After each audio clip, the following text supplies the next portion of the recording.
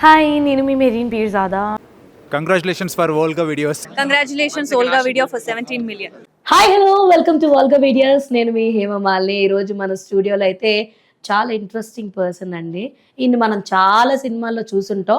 సడన్గా అరే ఈయన నేను ఎక్కడో చూసానే అని అనిపిస్తూ ఉంటుంది అనమాట. అండ్ ఈయన్ని మనం జబర్దస్త్లో చూసాము అండ్ కొన్ని పొలిటికల్ మీటింగ్స్లో కూడా చూసే ఉండొచ్చు అనమాట. సో ఇంకా ఆలస్యం చేయకుండా ఇంట్రడ్యూస్ చేసేస్తున్నాను. మనతో పాటు మన స్టూడియోలో ఈరోజు ఉన్నారు దూది వెంకట్ గారు. ఆయనతో మాట్లాడదాం, మరిన్ని విషయాలు తెలుసుకునే ప్రయత్నం అయితే చేసేద్దాం. సార్ ఫస్ట్ ఆఫ్ ఆల్ నమస్తే. నమస్తే మేడం. ఎలా ఉన్నారు? Fine madam. బాగున్నారా? అంతా కుశలమేనా? సో ఎలా ఎక్కడ నుంచి స్టార్ట్ చేద్దాం అని అంటే అసలు సినీ ప్రస్థానం ఆర్ ఎల్స్ మీ తెర మీదకి మీరు రావడం ఎప్పుడు జరిగింది సార్? నేను 2002 హైదరాబాద్ వచ్చాను మేడం. నేను సెకండ్ క్లాస్ అండి 2002కి. ఓకే.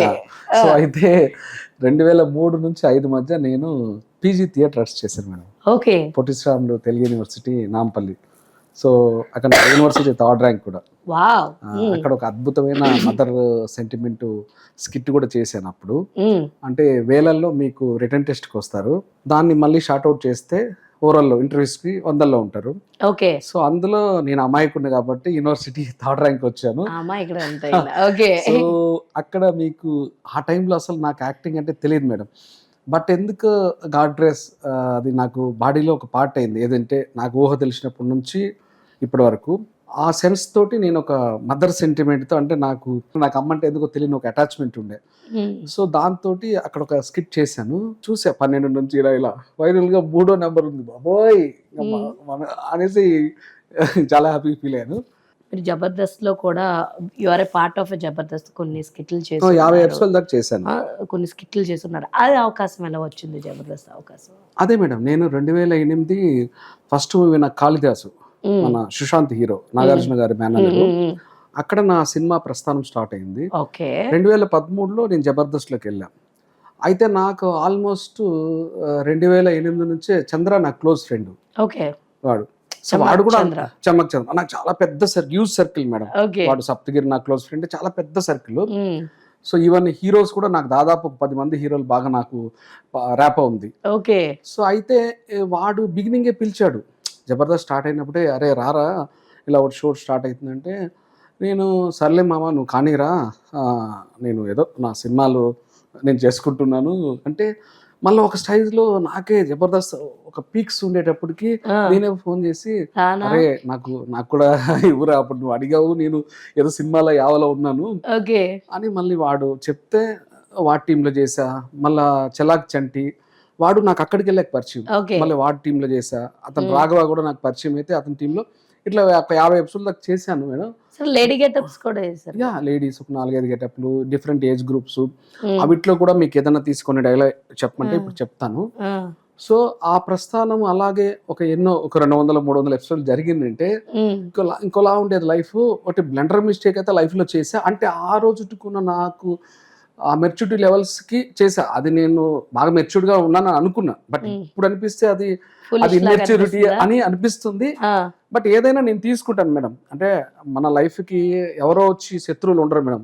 మన ఆలోచనే, మనం బాగుపడాలన్నా చెడిపోవాలన్నా మన ఆలోచనే డిసైడ్ చేస్తారు. నువ్వు హీరో అవ్వాలా విలన్ అవ్వాలా అంటే, మనం నెగిటివ్ వైబ్రేషన్ ఎక్కువ తీసుకుంటే వెళ్ళిపోతుంది జీవితం, నాశనం అయిపోతుంది. పాజిటివ్ వైపు తీసుకుంటే జీవితం బాగుంటుంది. నేను అది నమ్ముతాను.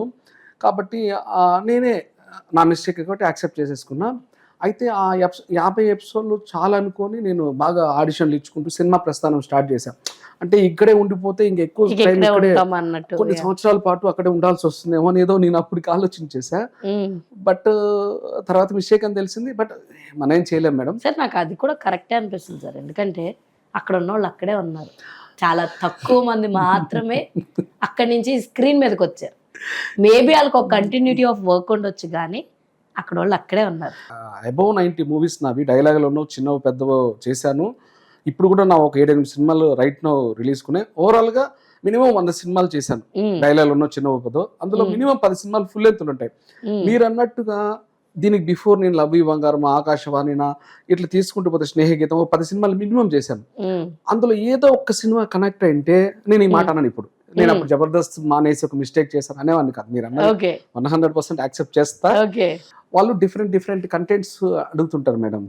సో ఒక్కోసారి జడ్జెస్ మీద అడుగుతారు, ఇంకోసారి ఏదేదో కంటెంట్స్ సార్ ఇస్తారు. వాళ్ళే ఇస్తారా, లైక్ మీరు ఈ టైప్ ఆఫ్ కంటెంట్ చెయ్యండి, ఈ Yeah. టైప్ లో రాసుకోండి అని ఇస్తారు వాళ్ళే? సెంట్రల్ ఐడియా ఏది ఉందో అది వాళ్ళు ఇచ్చేస్తారు.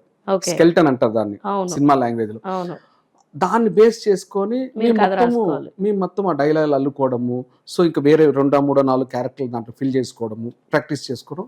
స్టేజ్ సపోజ్ ఫర్ ఎగ్జాంపుల్ ఇప్పుడు ఒక స్క్రిప్ట్ ఉందనుకోండి, మొగుడు కోపిష్టోడు, పెళ్ళంకి సోకులు ఎక్కువ, వాడికి ఇంకొక రిలేషన్షిప్, ఇలా ఒక టెక్స్చర్ ఇస్తారు చాలా ఎక్కువ మీరు చెప్పింది చాలా పెద్ద మ్యాటర్. అంతకంటే క్రిస్పీగా ఇచ్చినా సరే మేము అల్లుకొని వెళ్ళిపోతాం. ఓకే, ఎందుకంటే రేర్ కేసెస్ లో రైటర్స్ ని అప్రోచ్ అవుతాం మేమే.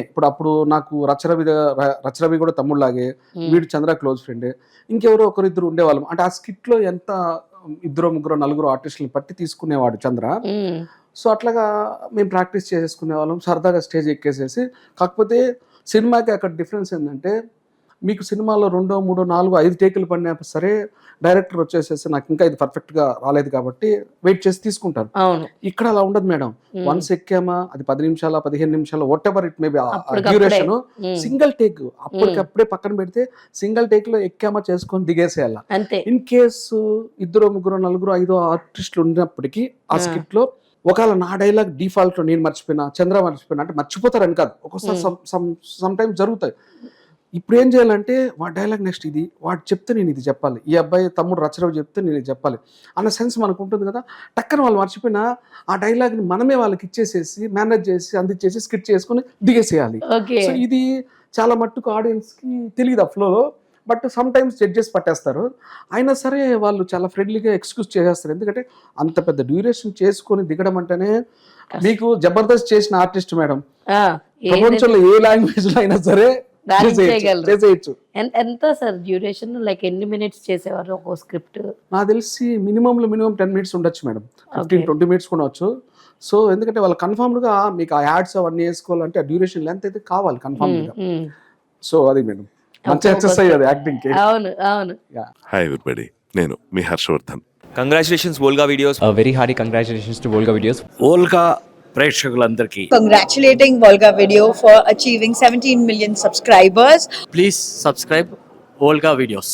Congratulations to 17 million subscribers. Congratulations అండి. Congratulations. Please do subscribe to Volga videos.